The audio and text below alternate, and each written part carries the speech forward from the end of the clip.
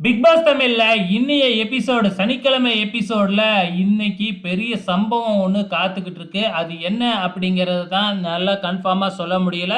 காரணம் என்ன அப்படின்னு பார்த்தீங்கன்னா, பல முறை எச்சரிச்சும் இந்த கம்ருதீன், விஜே பார்வதி வந்து வேணும்னே தெரிஞ்சே தப்பு பண்ணிக்கிட்டு இருக்கிறாங்க. பிக் பாஸ் எவ்வளோ முறை சொன்னாலும் வந்து பார்த்தீங்கன்னா, நீ என்ன சொல்றது, நான் என்ன கேட்கறது, நீங்க சொல்றத மட்டும் தான் செய்வீங்க, வேற என்ன செய்ய முடியும், திட்டுவீங்க அவ்வளவுதானே அப்படிங்கிற ரேஞ்சுக்கு வந்து தான் பண்ணிக்கிட்டு இருக்கிறாங்க இவங்க 2 பேரும்.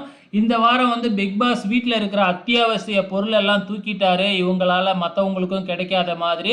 இதனால வீட்டில் இருக்கிறவங்க மற்றவங்களும் வந்து பார்த்தீங்கன்னா அவங்க மேலே கோவப்பட்டு சண்டை போட்டுக்கிட்டு இருக்கிறாங்க. ஆனாலும் அடங்காமல் எதிர்த்து இதுங்க ரெண்டும் சண்டை போட்டுக்கிட்டு இருக்கு. ஆக்டிவிட்டி ஏரியாவில் கூட டாஸ்க் முடிஞ்சு போகும்பொழுது, அதாவது கோர்ட் டாஸ்க்கு முடிஞ்சு போகும்பொழுது, இந்த விஜே பார்வதி வெளியில போகாம கமருதீனை உள்ளார கூப்பிட்டு ஏதோ பண்ணிக்கிட்டு இருக்கு. இதனால பிக் பாஸ் வந்து கடுப்பாயி திட்டி இருப்பாப்ல. ஆனா உள்ள என்ன நடந்துச்சு அப்படிங்கிறத நமக்கு காமிச்சிருக்க மாட்டாங்க. ஸோ கண்டிப்பா இந்த வாரம் விஜய் சேதுபதி என்ன செய்ய போறாரு? ஏற்கனவே பல முறை திட்டி விட்டாப்ல. இப்ப மறுபடியும் வந்து திட்டி என்ன பிரயோஜனம்? கண்டிப்பா வந்து ஏதாச்சும் ஒரு ஆக்ஷன் எடுக்க போறாரு.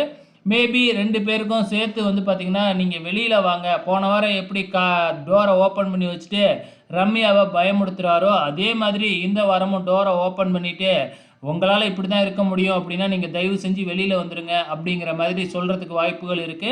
அப்படி இல்லன்னா கம்ருதீனுக்கு ரெட் கார்ட் குடுக்கறதுக்கும் வாய்ப்புகள் இருக்கு. ரெட் கார்ட் குடுக்குற அளவுக்கு பெருசா வயலன்ஸ்ல போகல. இருந்தாலும் நெறையா விதிமீறல்கள், நெறைய சண்டை, ரொம்ப கேவலமா பேசுறது, திவ்யா கணேசலாம் நேத்து ரொம்ப கேவலமா பேசியிருப்பாங்க. ஸோ இதுக்கெல்லாம் என்ன சொல்ல போறாப்ல அப்படிங்கிறது தான் தெரியல. இந்த வாரம் எவிக்ஷன்ல ரம்யா, ஜோ அவர்கள் எலிமினேட் ஆவறதுக்கு தான் அதிகப்படியான சான்சஸ் இருக்கு. பொறுத்திருந்து பார்க்கலாம்.